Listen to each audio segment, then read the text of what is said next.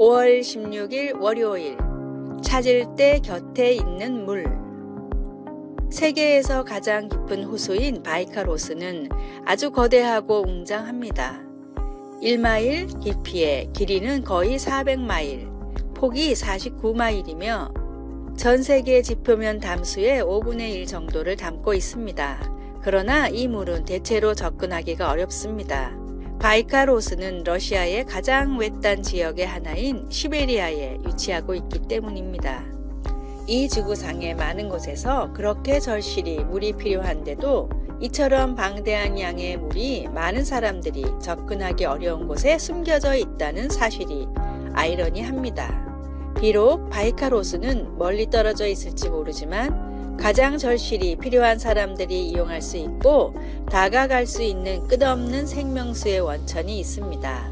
사마리아의 우물가에서 예수님은 한 여인과 대화를 나누시며 그녀의 깊은 영적 갈증의 언저리를 살펴보셨습니다. 그녀의 마음속 필요를 채워줄 해결책이 무엇이었을까요? 바로 예수님이셨습니다. 많은 것들이 만족을 준다고 약속하지만 어느 것도 우리 마음의 갈증을 완전히 해소시켜주지 못합니다.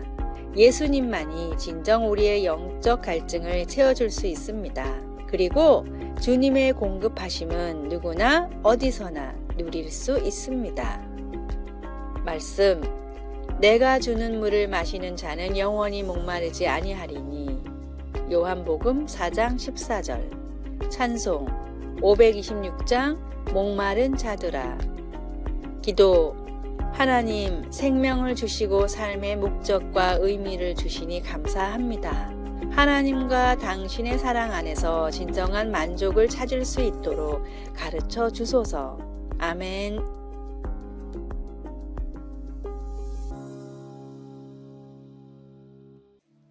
(5월 17일) 화요일. 눈을 가리는 이유. 미국 세인트루이스 지방법원의 전설적인 판사 제임스 허킨스는 법정에 설 때마다 눈을 헝겊으로 가렸습니다.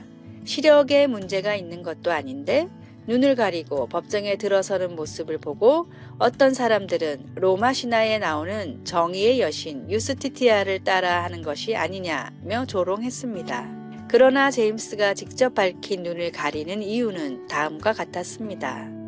원고는 물론 피고가 내가 아는 사람일 수도 있기 때문입니다. 혹은 나도 모르게 피고의 인종이나 키, 외모에 영향을 미친 판결을 내릴 수도 있습니다.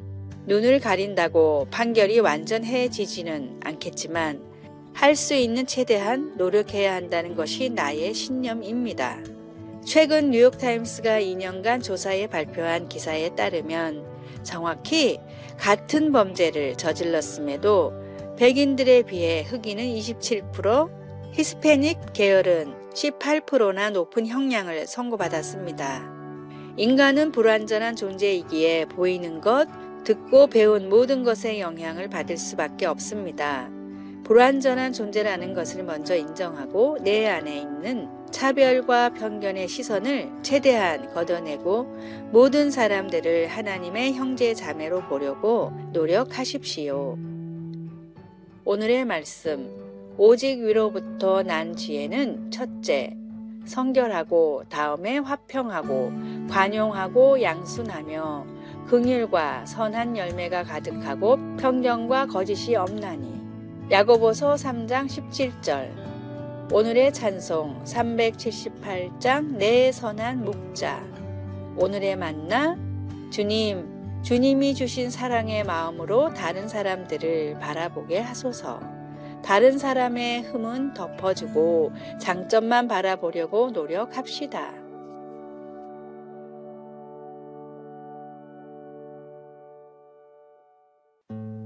(5월 18일) 수요일.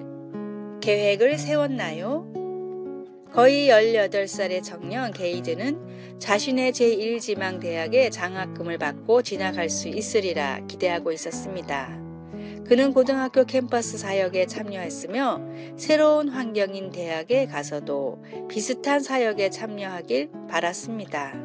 그는 아르바이트로 돈을 모아왔고 새 일에서도 월등히 앞서 나갔습니다. 그가 세운 몇 가지 큰 목표들은 모든 것이 정확히 예정대로 진행되어 가고 있었습니다. 그런데 코로나19 위기가 이 모든 것을 바꾸어 놓았습니다. 학교에서는 게이든에게 첫 학기가 온라인으로 진행될 것 같다고 알려왔습니다. 캠퍼스 사역에 공백이 생겼습니다. 비즈니스가 문을 닫자 일자리에 대한 기대도 사라져 버렸습니다. 실망에 빠진 그에게 친구가 유명한 프로 권투 선수의 말을 넉살맞게 인용하며 말했습니다. 그래, 주먹으로 입을 얻어맞기 전까지는 누구에게나 계획이 있지. 잠언 16장은 우리의 모든 일을 하나님께 맡길 때 하나님이 우리의 계획을 견고하게 하시고 그분의 뜻대로 행하실 것이라고 말합니다. 그러나 진정한 현실은 어려울 수 있습니다. 그것은 우리의 길을 혼자 꾸려 나가겠다는 생각을 의도적으로 떨쳐버리고 하나님의 인도하심을 열린 마음으로 받아들여야 하기 때문입니다. 어떤 실망감으로 미래에 대한 계획을 바꾸었습니까? 오늘 하나님의 인도를 구하기 위해 무엇을 할 수 있을까요? 말씀.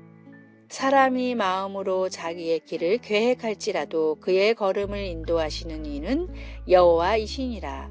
잠언 16장 9절. 찬송 384장 나의 갈 길 다 가도록. 기도. 하나님, 선하시고 신실하신 하나님이 제 발걸음을 확고히 해주실 것을 알고 실망 속에서도 하나님을 신뢰할 수 있도록 도와주소서. 아멘.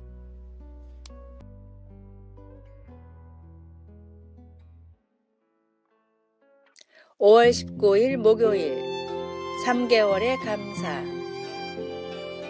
미국 시카고에서 활동하던 화가 솔맨은 한창 활동하던 젊은 나이에 결핵에 걸렸습니다.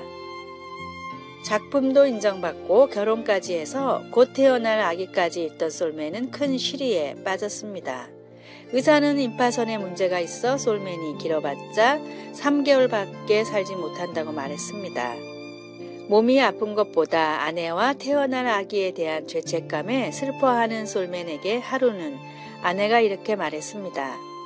우리 남은 3개월을 하나님의 선물이라고 생각해 보면 어떨까요? 하나님도 사람도 원망하지 말고 우리 3개월을 행복과 감사로 채워봐요. 아내의 위로는 솔맨의 마음을 움직였고 이때부터 솔맨은 아내와 행복한 시간을 보내려고 노력하며 남은 시간에는 말씀을 묵상하며 예수님의 초상화를 그렸습니다. 이때 솔맨이 완성한 머리 대신 그리스도라는 작품은 엄청나게 유명한 작품이 됐고 솔맨이 살아있을 때만 500만 부 이상이 팔렸습니다. 더 놀라운 사실은 3개월이 한참 지나도 솔맨은 죽지 않았고 오히려 병이 깨끗하게 나아 76살까지 살았습니다. 예수님을 믿고 구원받았다는 사실만으로 우리는 최고의 복을 받았습니다. 그 놀라운 축복으로 인해 불평과 불만이 아니라 감사와 축복으로 남은 삶을 채우십시오. 오늘의 말씀.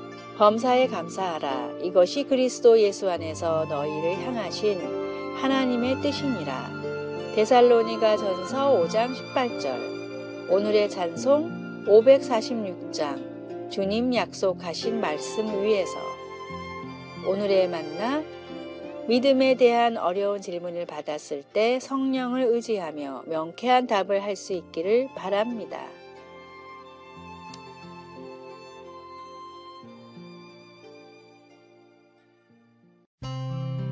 (5월 20일) 금요일 성경 말씀을 기반으로 정리한 7가지 지혜로운 대화 방법.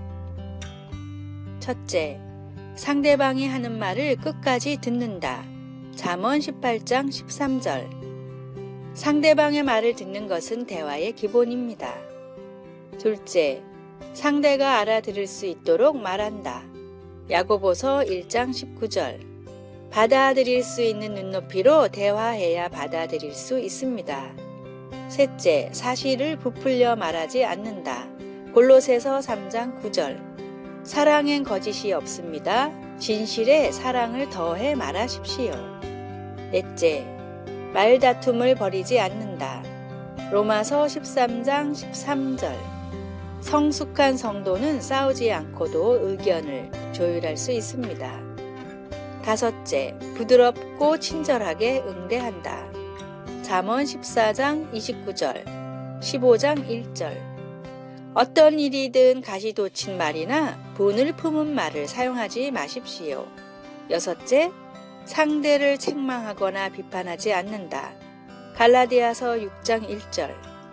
심령을 회복시키고 격려하는 말을 대화의 목적으로 삼으십시오. 일곱 번째, 비난과 책망에 똑같이 대응하지 않는다. 베드로전서 2장 23절, 3장 9절. 비난과 책망은 그대로 돌아오는 메아리일 뿐입니다. 아래의 빨간색 글자 구독을 누르시어 더 많은 전도의 열매를 맺으시기를 기도합니다.